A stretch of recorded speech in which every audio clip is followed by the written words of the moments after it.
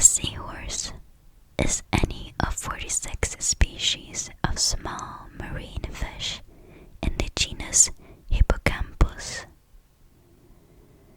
Hippocampus comes from the ancient Greek hippocampos, itself from hippos, meaning horse, and campos, meaning sea monster. Having a head and neck suggestive of a horse, seahorses also feature segmented, bony armor, an upright posture, and a curled, prehensile tail. Along with the pipefishes and sea dragons, they form the family Cygnatidae.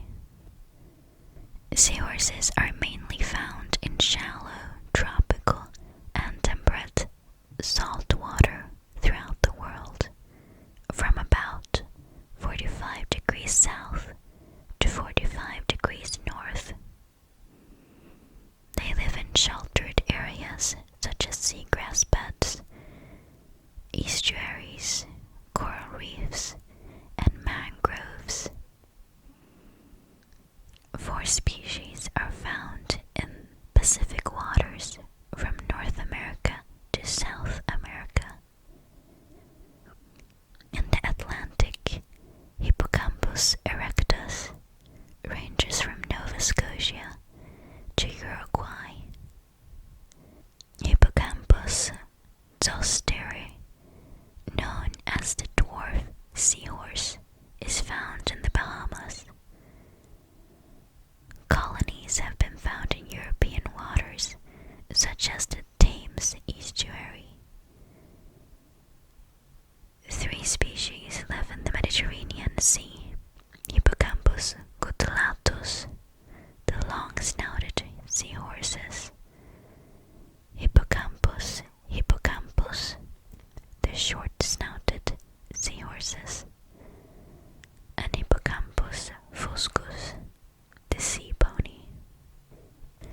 Seahorses range in size from 1.6 to 35.5 centimeters, or 5/8 to 14 inches. They are named for their equine appearance, with bent necks and long-snouted heads, and a distinctive trunk and tail. Although they are bony fish, they do not have scales, but rather thin skin, stretched over a series of bony plates, which are arranged in rings throughout their bodies.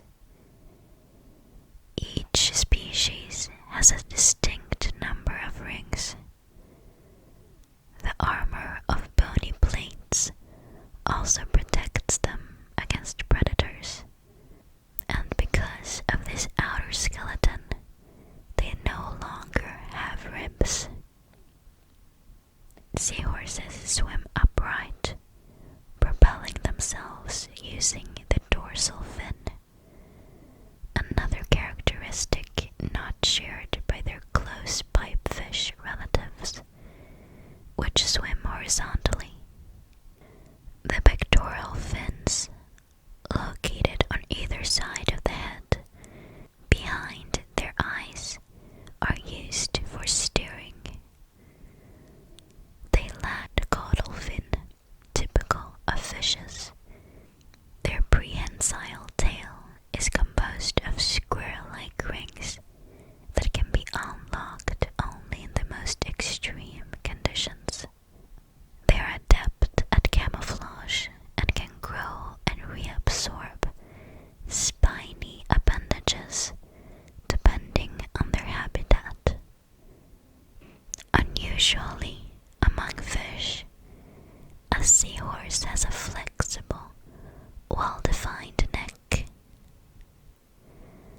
It also sports a crown-like spine or horn on its head, termed a coronet, which is distinct for each species. Seahorses swim very poorly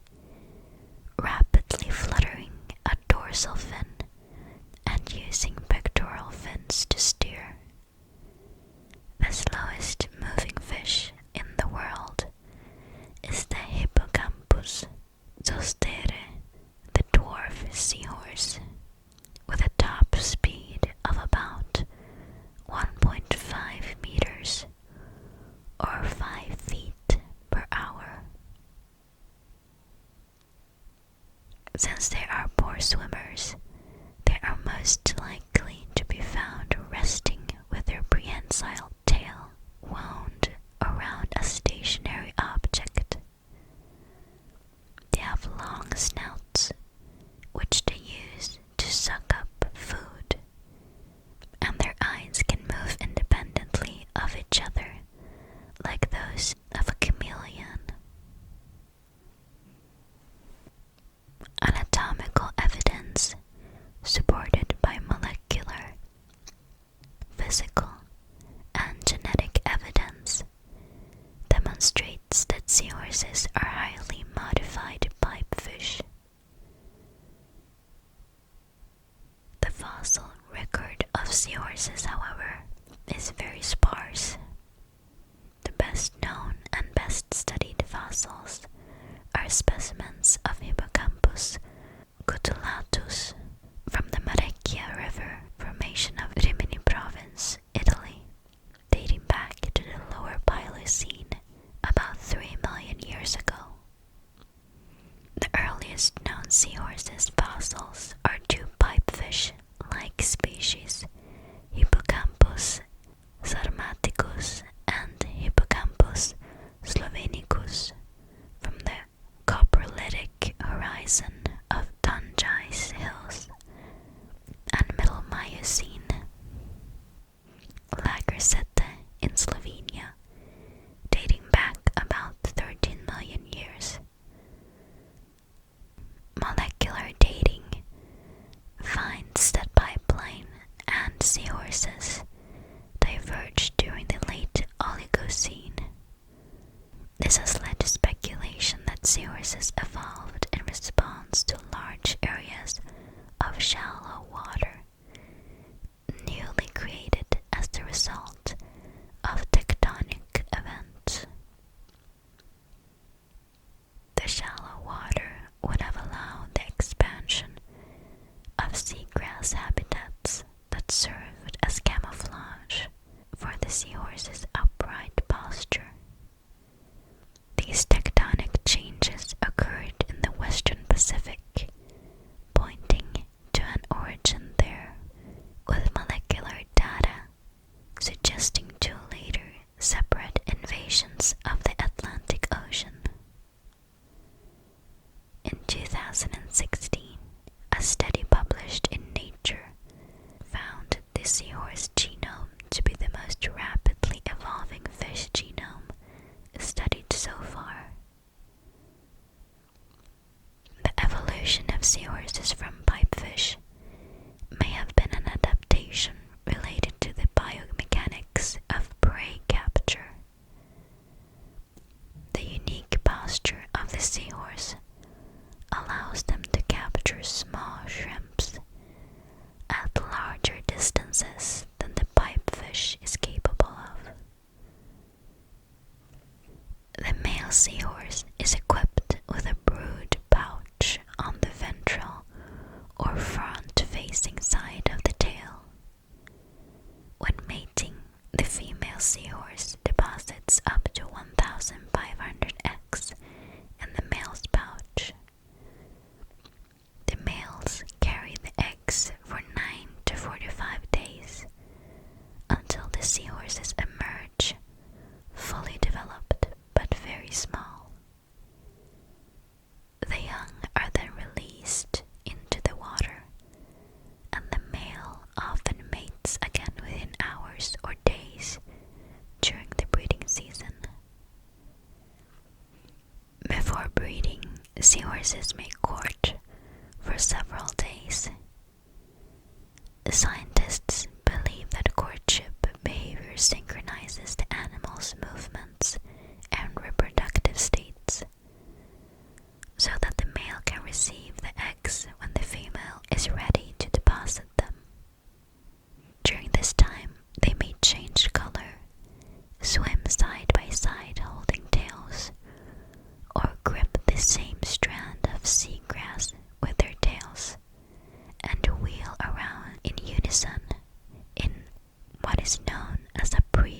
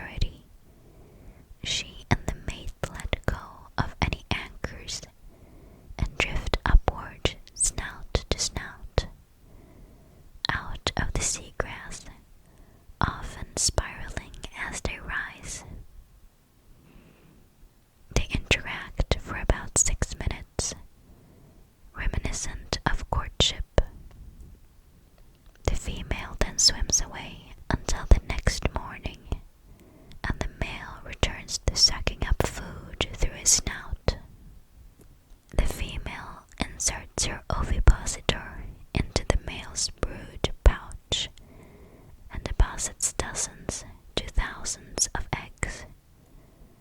Both animals then sink back into the seagrass, and she swims away. Reproduction is energetically costly to the male. This brings into question why the sexual role reversal even takes place. In an environment where one partner incurs more energy costs than the other, Bateman's principle suggests that the lesser contributor takes the role of the aggressor. Male seahorses are more aggressive and sometimes fight for female attention. According to Amanda Vincent of Project Seahorse, only males tail wrestle and snap their heads at each other. This discovery prompted further study of energy costs. To estimate the female's direct contribution, researchers chemically analyzed the energy stored in each egg. To measure the burden on the males, oxygen consumption was used. By the end of incubation, the male consumed almost 33% more oxygen than before mating. The study concluded that the female's energy expenditure while generating eggs is twice that of males during incubation, confirming the standard hypotheses. Why the male seahorse carries the offspring through gestation is unknown, though some researchers believe it allows for shorter birthing intervals, in turn resulting in more offspring. Given an unlimited number of ready and willing partners, males have the potential to produce 17% more offspring than females in a breeding season. Also, females have timeouts from reproductive cycle 1.2 times longer than those of males.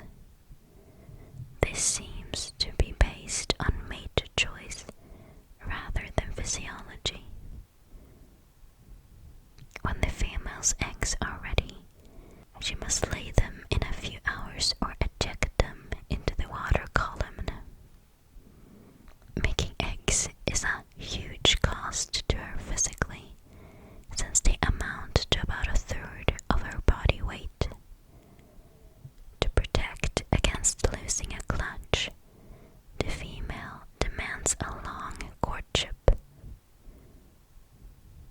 Seahorses use their long snouts to eat their food with ease. However, they are slow to consume their food and have extremely simple digestive systems that lack a stomach, so they must eat constantly to stay alive. Seahorses are not very good swimmers, and for this reason they need to anchor themselves to seaweed, coral, or anything else that will anchor the seahorse in place. They do this by using their prehensile tails to grasp their object of choice. Seahorses feed on small crustaceans floating in the water or crawling on the bottom. With excellent camouflage, seahorses ambush prey that floats within striking range, sitting and waiting until an optimal moment.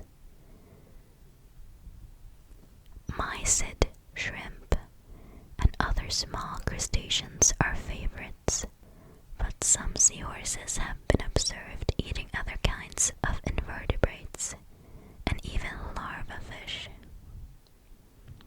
In a study of seahorses, the distinctive head morphology was found to give them a hydrodynamic advantage creates minimal interference while approaching an evasive prey.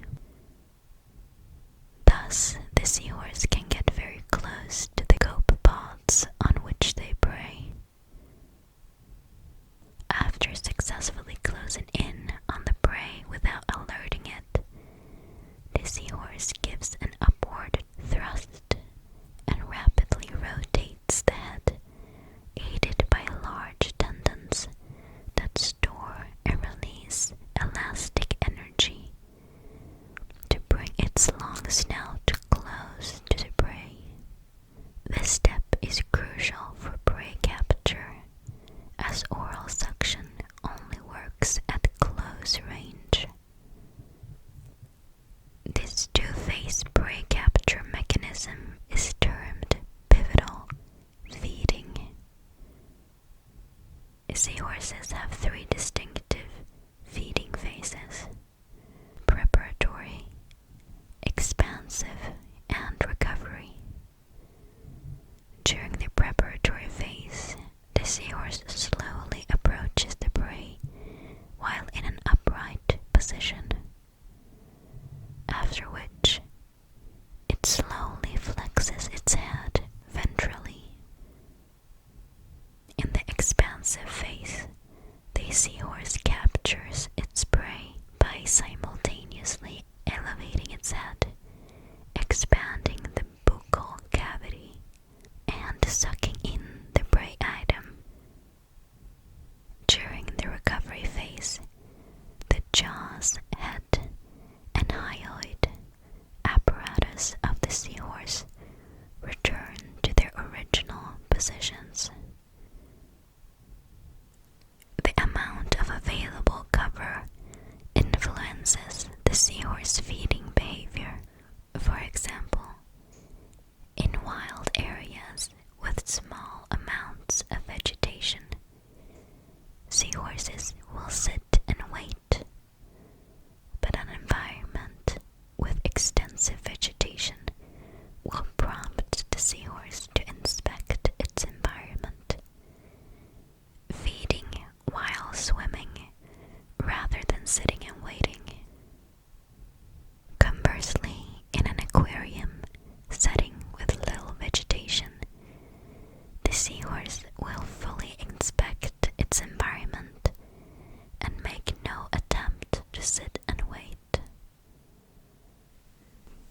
Because data is lacking on the size of the various seahorse population, as well as other issues including how many seahorses are dying each year, how many are being born, and the number used for souvenirs, there is insufficient information to assess their risk of extinction, and the risk of losing more seahorses remains a concern.